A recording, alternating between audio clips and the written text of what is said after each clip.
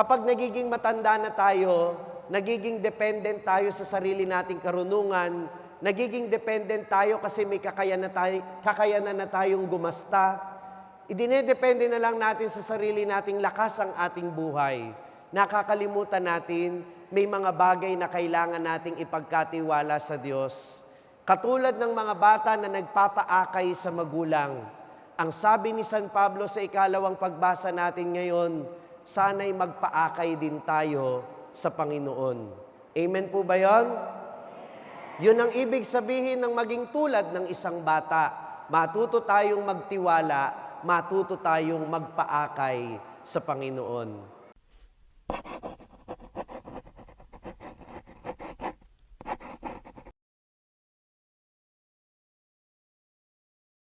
Sumainyo ang Panginoon. Ang mabuting balita ng Panginoon ayon kay San Mateo. Noong panahong iyon, lumapit kay Jesus ang mga alagad at nagtanong, "Sino po ang pinakadakila sa kaharian ng langit?" Tinawag ni Jesus ang isang bata, pinatayo sa harapan nila at sinabi, "Tandaan ninyo, kapag hindi kayo nagbago at tumulad sa mga bata, hinding-hindi kayo mapapabilang sa mga pinaghaharian ng Diyos. Ang sinumang nagpapakababa na gaya ng batang ito ay siyang pinakadakila sa mga pinaghaharian ng Diyos. Ang sinumang tumatanggap sa isang batang ganito dahil sa akin, ay ako ang tinatanggap.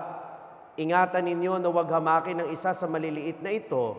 Sinasabi ko sa inyo, sa langit ang kanilang mga anghel ay laging nasa harapan ng aking Ama."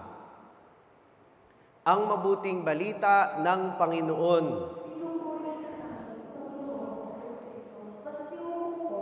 Magandang umaga sa inyong lahat.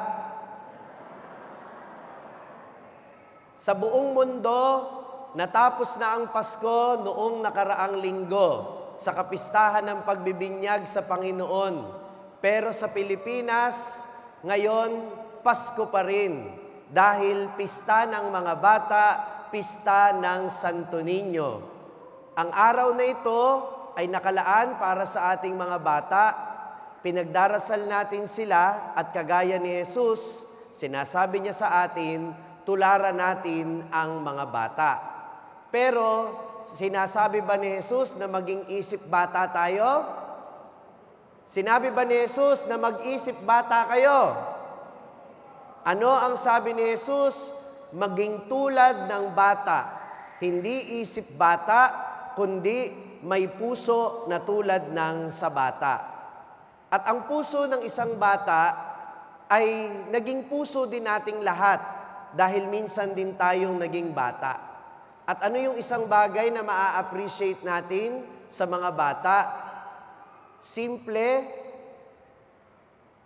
masunurin, maunawain, nakikinig,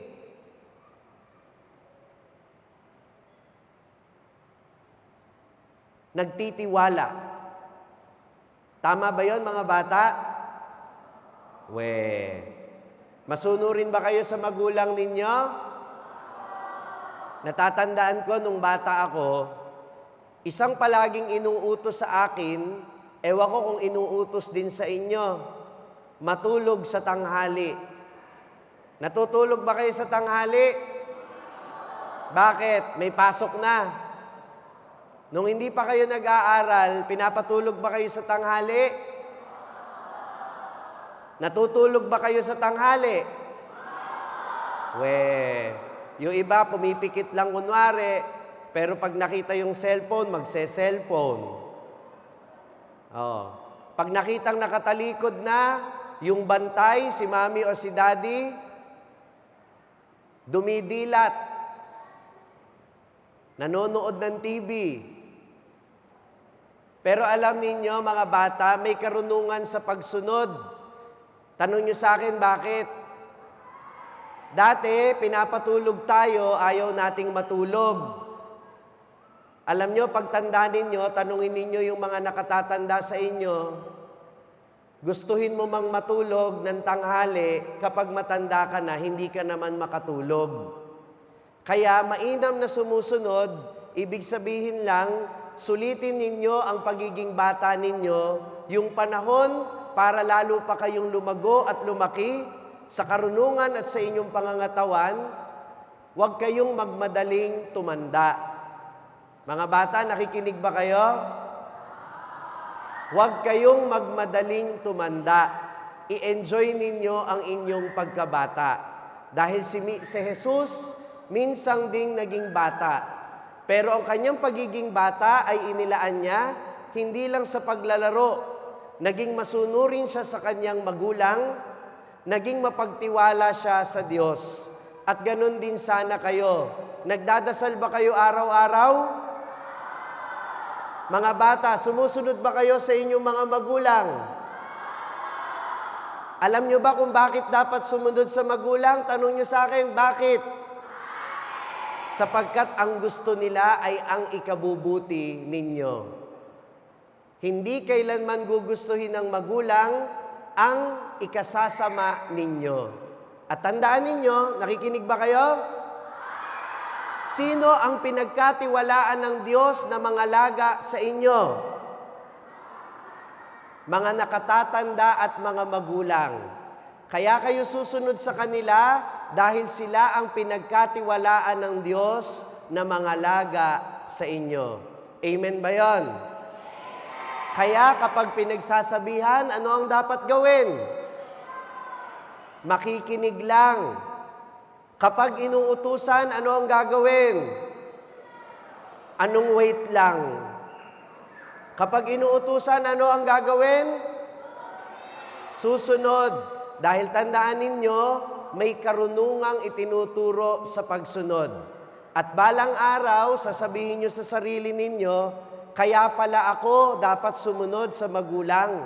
Kasi later on sa buhay ninyo, marirealize ninyo, may maiaambag ang pagsunod sa inyong buhay. Amen ba yon? O ngayon, kakausapin ko naman yung mga nakatatanda. Ba't ayaw niyong tumingin sa akin? Ayaw niyo pang umamin. Ang sabi ni Jesus, maging tulad ng bata. Pakiulit nga po. Dahil ang isang bata, kagaya ni Jesus, ay mapagtiwala sa Panginoon. Alam niyo, natatandaan ko nung mga bata pa tayo, nakakita na ba kayo ng mga baby na iniitsa ng tatay? Ha? Nakakita na kayo ng mga baby na inihahagis ng tatay sa ere? Ano ang pakiramdam ng bata na inihahagis sa ere? Masaya, tawa ng tawa, excited. Kasi alam niya, kahit na siya ay iitsa, merong sasalo sa kanya. Mga kapatid, kapag tumatanda tayo, parang nawawala yung tiwala natin sa Diyos.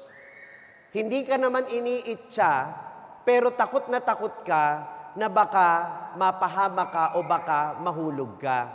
Hindi naman masamang matakot, pero sana matuto tayong magtiwala sa Diyos, lalo na sa mga pagkakataong wala naman tayong magagawa sa buhay. Yun ang ibig sabihin ni Jesus na ang kaharian ng langit ay para sa mga tulad ng bata. Dahil hindi tayo po pwedeng mapabilang sa paghahari ng Diyos kung hindi tayo handang magtiwala sa Kanya. Kagaya ng sinabi ko sa mga bata, bakit sila susunod sa Panginoon? Mga bata, bakit kailangan sumunod sa Panginoon? Dahil hindi niya hahangarin ang ikasasama natin. Ganon din ang pagsunod natin sa Diyos. Kung paanong sumusunod tayo sa magulang dahil hindi tayo mapapahamak, sumunod tayo sa kalooban ng Diyos dahil alam nating hindi niya tayo ipapahamak. Amen ba yon? Kapag sinabi ni Jesus, magpatawad kayo, ano ang dapat nating gawin? O di ba? Hindi ninyo maulit. Magpatawad kahit mahirap. Kasi kapag naranasan mo na yung magpatawad, alam mong magaan sa kalooban yan. Alam mong para sa kabutihan mo yan. You forgive not because of the one you forgive alone. You forgive because that is also good for you. Kaya nga yung pagsunod sa kalooban ng Diyos, hindi palaging madali, pero kapag sinunod mo, siguradong mapapabuti yung buhay mo. Kagaya ng mga bata, ipagkatiwala natin ang ating sarili sa Diyos. Kapag nagiging matanda na tayo, nagiging dependent tayo sa sarili nating karunungan, nagiging dependent tayo kasi may kakayanan na tayong gumasta, idinedepende na lang natin sa sarili nating lakas ang ating buhay. Nakakalimutan natin, may mga bagay na kailangan nating ipagkatiwala sa Diyos. Katulad ng mga bata na nagpapaakay sa magulang.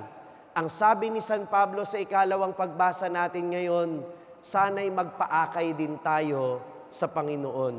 Amen po ba yun? Yun ang ibig sabihin ng maging tulad ng isang bata.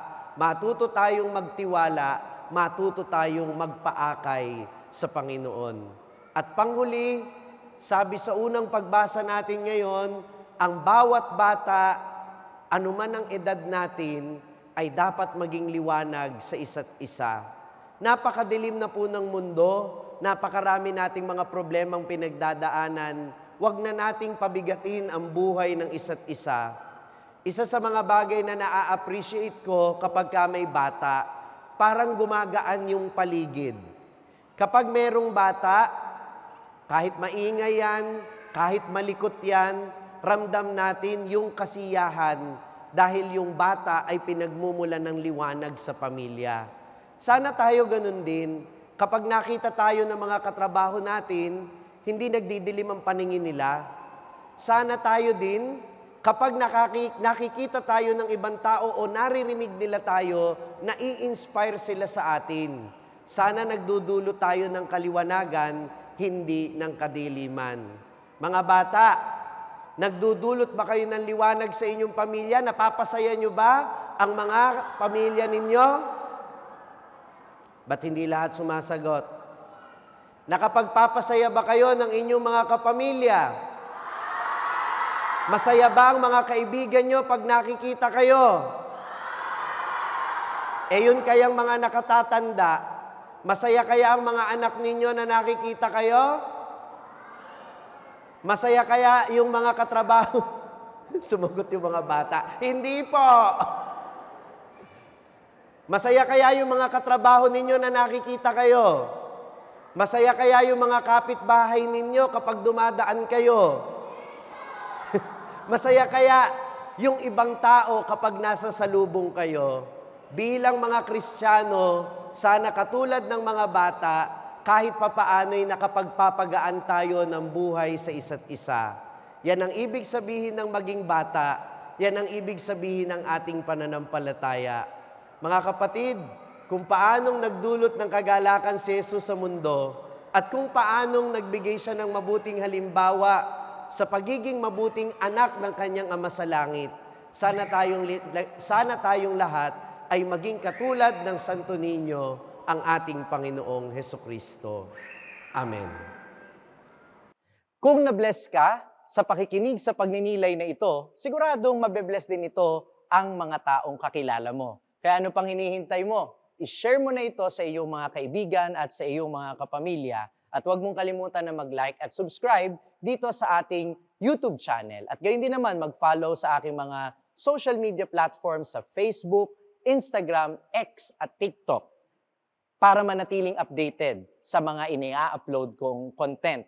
Gayon din naman, maaari ninyong masundan ang aking araw-araw na pagninilay, daily content ito, sa Hallow app. Ito po ang #1 prayer app sa buong mundo na madadownload nyo lang ng libre sa inyong Google Play Store at Apple App Store.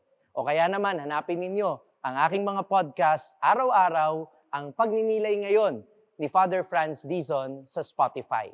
Kung nais naman ninyo na magpaabot ng tulong para sa pagpapatuloy ng ating ministry, magpadala lamang ng message sa ating page para sa mga detalye. Muli, ako po si Father Franz Dizon ng Sa Madaling Sabi, mula po dito sa parokya ng San Martin ng Tours, Pandiocesis na Dambana ng Mahal na Poon ng Cruz Sawawa, Bocaue, Bulacan. Mga ka-SMS, let us share the message of salvation.